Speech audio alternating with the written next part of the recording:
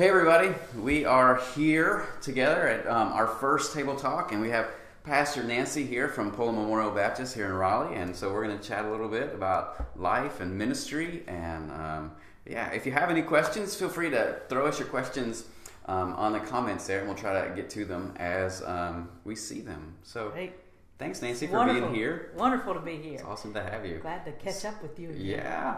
So tell our people a little bit about yourself. Okay, so I'm a native North Carolinian.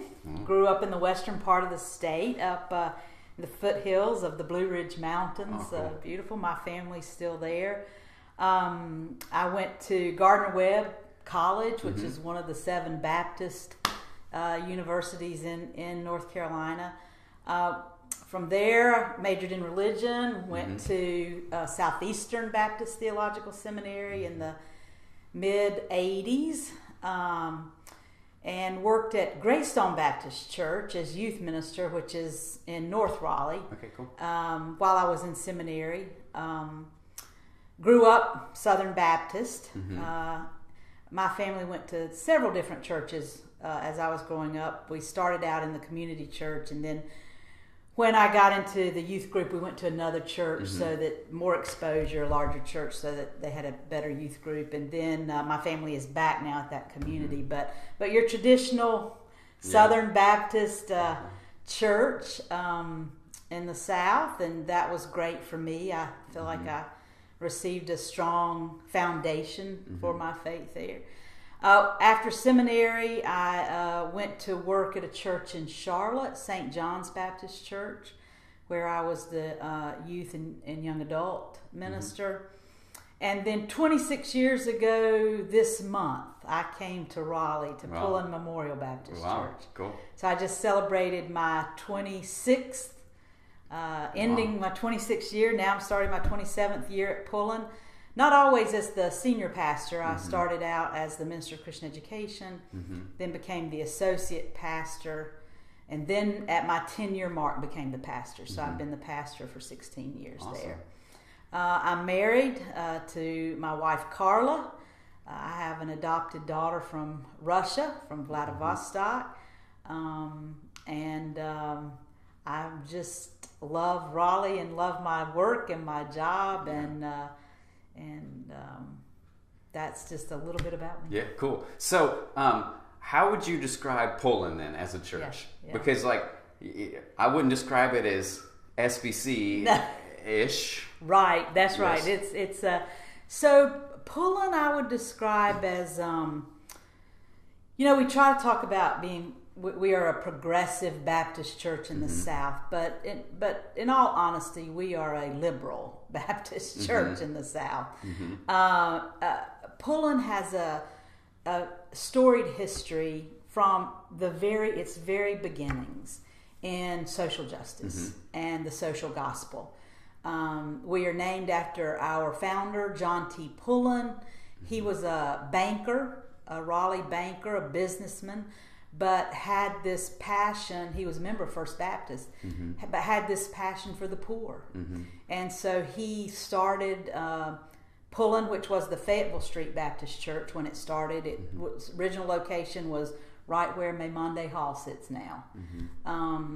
But he had this passion for the poor. Yeah. And so Pullen is a faith community that for its entire history has been a church concerned about people who are poor and marginalized and oppressed in our society and in our culture. I think people often think we are something that we're not. We are a Baptist church. And if you come to our worship services, I think new people always get caught off guard. Our worship's fairly traditional in terms of style. Yeah. Of course, content is not very traditional, but I think it catches the people a little off guard. I think some people have great imaginations about what may go on at our church, but it's not. We're just very. We did start out as a Southern Baptist church for most of our history until 1992. We were a Southern Baptist church. We were duly aligned with American Baptist, but our beginnings are in Southern Baptist life. And so, of course, we were disfellowshipped from the Southern Baptist in 1992 because of our welcoming and affirming of the LGBTQ community. And so at that point in time, we just retained our denominational relationship with American Baptist churches. Yeah, cool. Yeah. It's a lot of stuff going on there. A lot of stuff going on at Pullen Church. We try to be, so my vision for Pullen and kind of what we work off of is, I would like for Pullen to be a community church.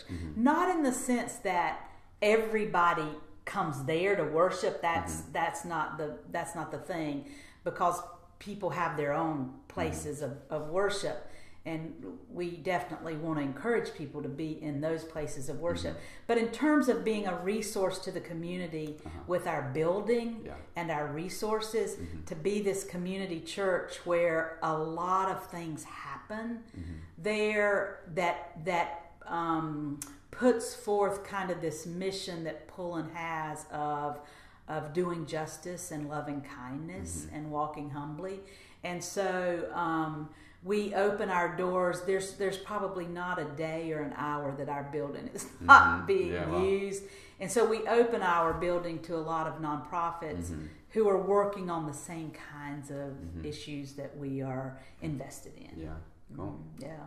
So one of the things, so you've been a pastor a while, 26 years. You're engaged in so many different things in the community. I'd be interested to hear, what keeps pulling you back in? Pulling, I should say, not pulling, but what keeps pulling you back in? Yeah, so there's this poem that I try to live by.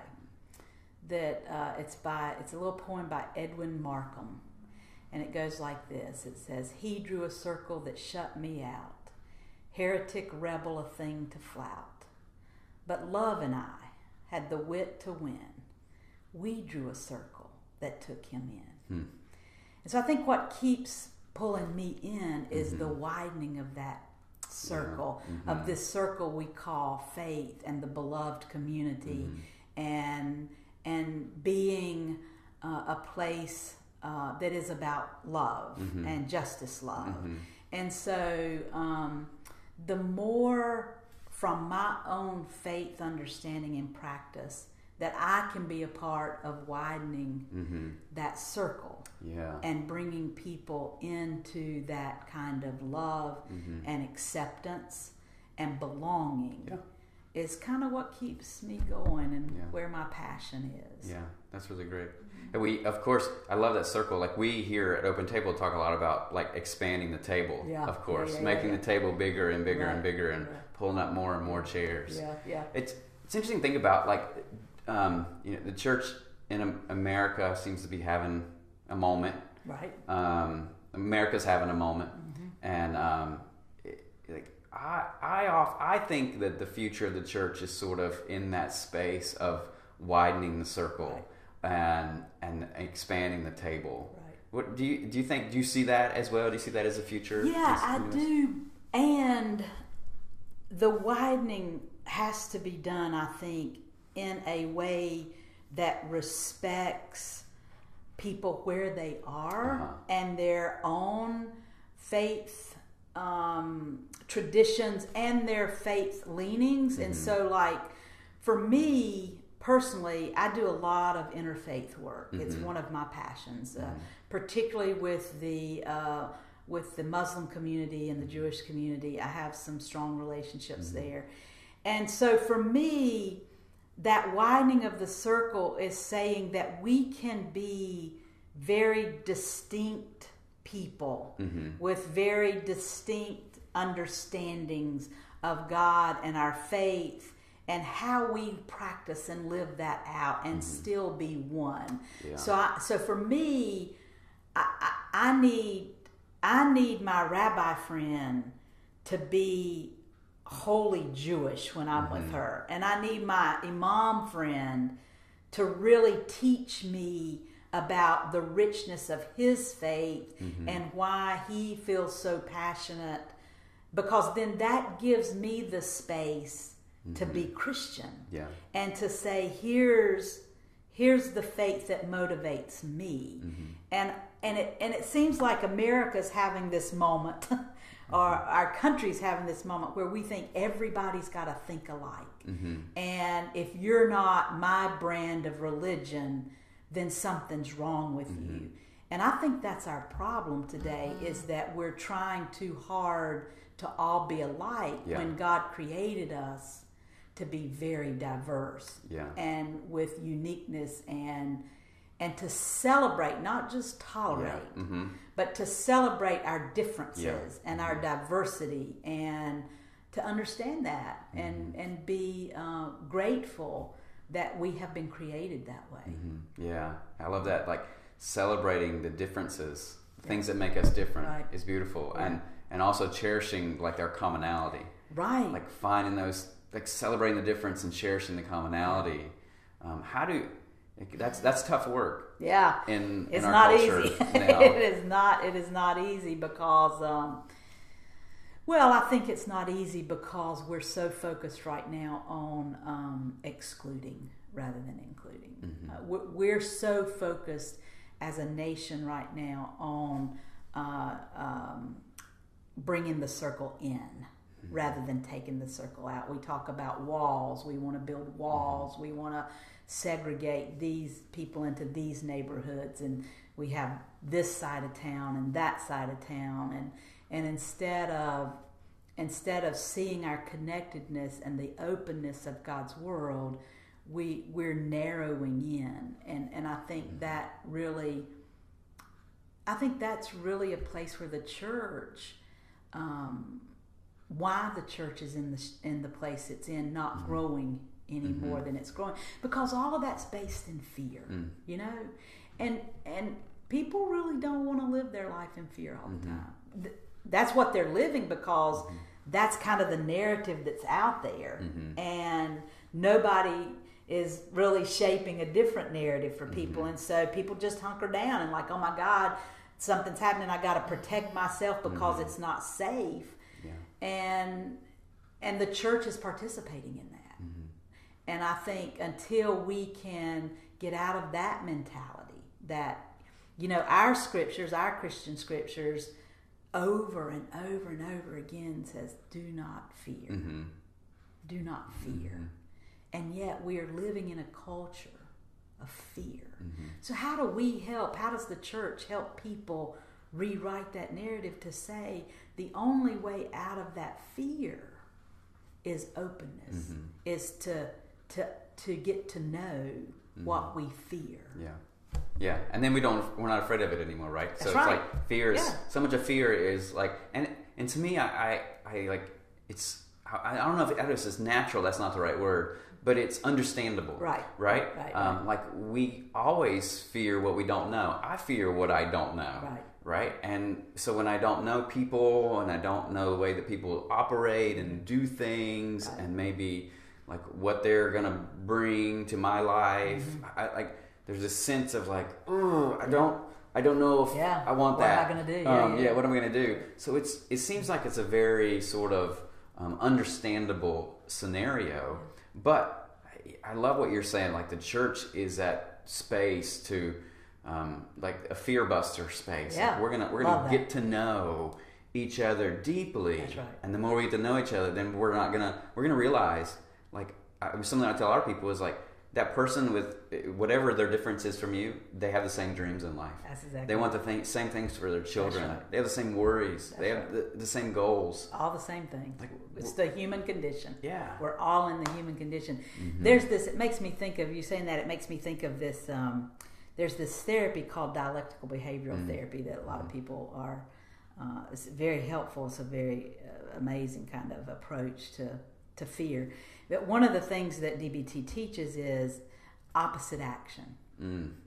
So if you're fearful, what's the remedy for fear?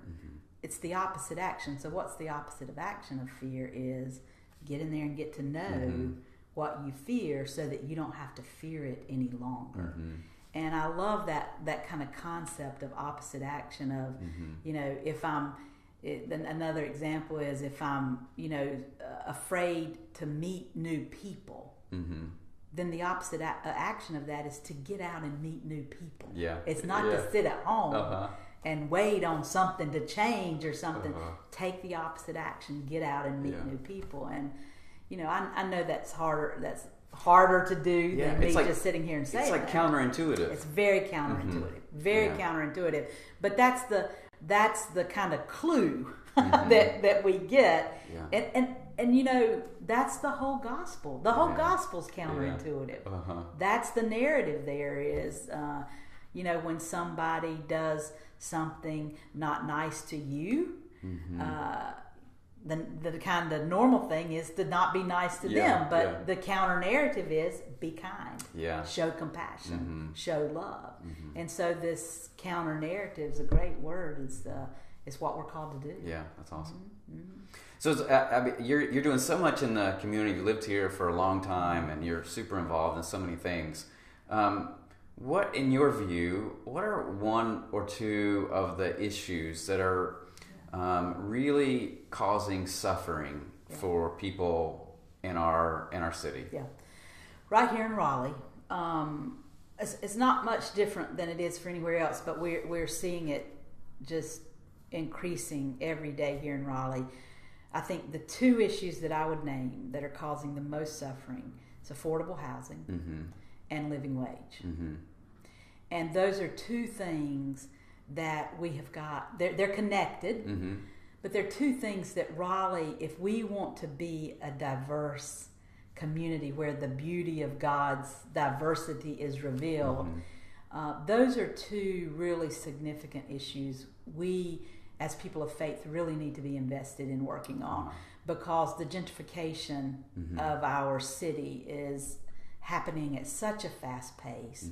We don't have affordable housing in the city or even in the surrounding areas of the city, and part of that is that people are not earning a living wage, and so we like to talk about, well, people need to work. If people work, well, there are many people in our community that are working 2 and 3 jobs and still not making a living wage, given what it costs to live in this city and in the surrounding areas. And so that feeds in then to the poverty that we see and in our city, but those are two real issues that I think we have to start addressing. And I know that our city council is trying to think about that.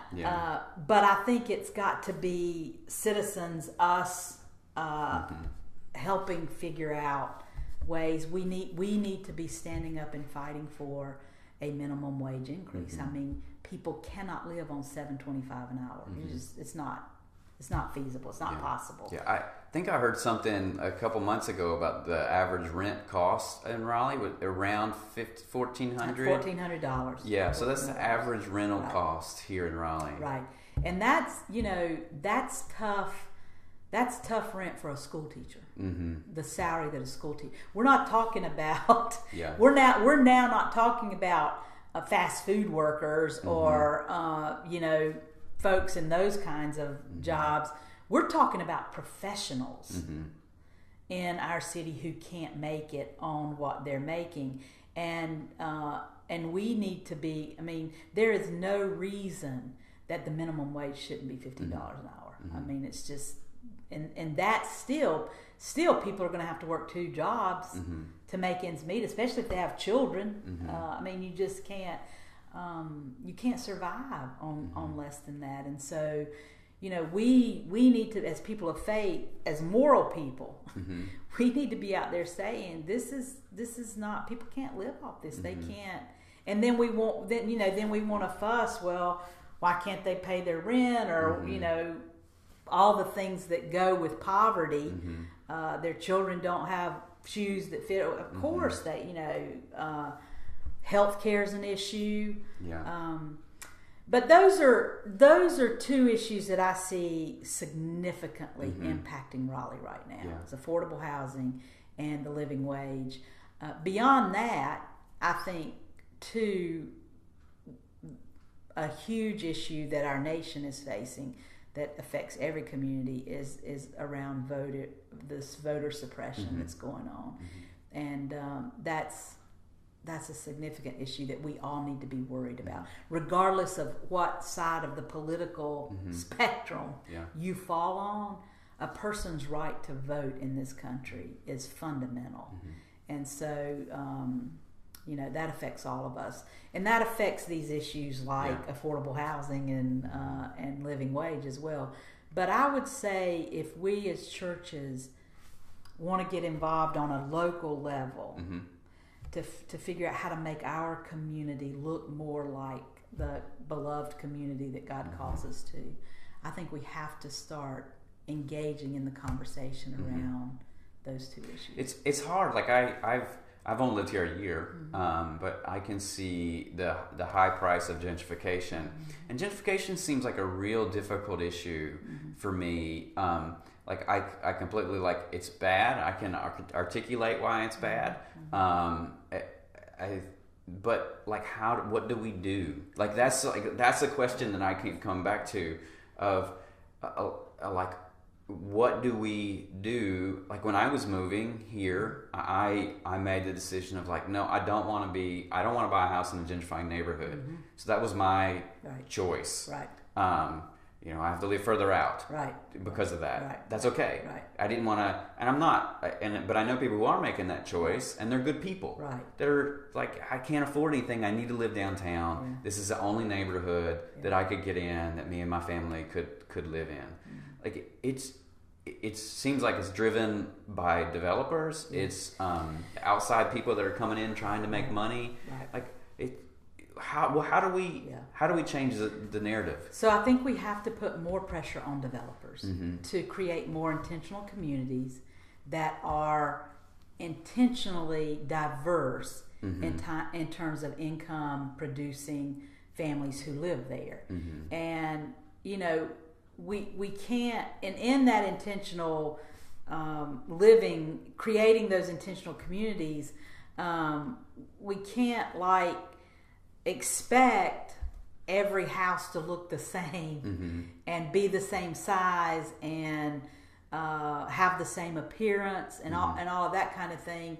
But we need neighborhoods we need intentional neighborhoods that have that where developers go in and establish housing requirements based on income, and that way you begin creating diverse neighborhoods versus the gentrification where high earning income people go in, tear down small houses, build big new mansions, and then all of the smaller homes, affordable homes, are so we need probably some regulations around tearing down perfectly good small homes that could still be affordable to some people at the expense of just putting another 4,000 or 5,000 square foot home on a lot that barely holds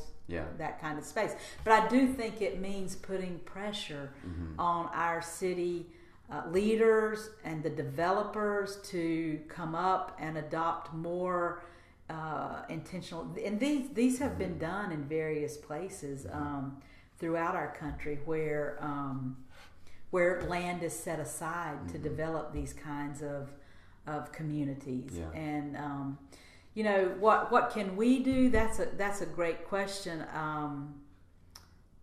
Other than what I've already said, one of the things I wonder about. So I have lived in Pullen Heights for many years now, and Pullen Heights is kind of one of our more integrated neighborhoods, historic neighborhoods, but still it's mostly white.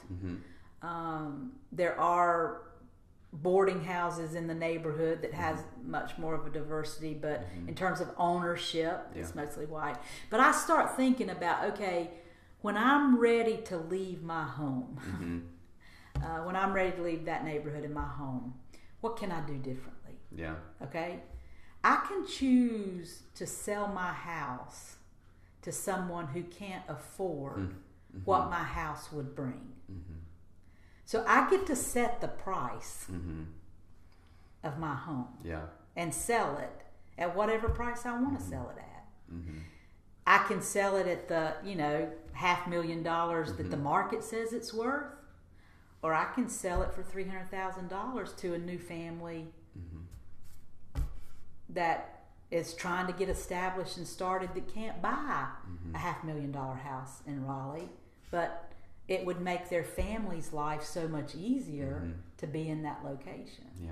So those are choices that we get to make that I think are important to think about. Yeah, that's a radical choice. It's a radical choice. It's like that reminds me of the early church when they got together and they started selling their land and making sure that everybody could have enough. They had all things in common. But yeah. And I think, like one of the things we're talking about with my young adults right now, I have a young adult group that I meet with every Tuesday night for Theology on Tap. And over time, I've listened to these young adults. They're out of college. They're in their first job. Many of them are teachers, healthcare workers, and they're carrying this tremendous student loan debt. Yeah. We know that there's over $1 trillion of student debt out in our country right now. And so we've started having this conversation of how can we one at a time help each other get rid of that student debt so that their lives can be spent helping others instead of constantly being worried about getting my student debt paid off. And, debt's one thing, and, we all make choices about what we go in debt for. But student debt is one area where I think we need to come up with some creative ways. And the church, I think, needs to be involved in that. Yeah. That's what they did early on, is you don't let your own people suffer in these ways, when as community we're called upon to really help and engage one another.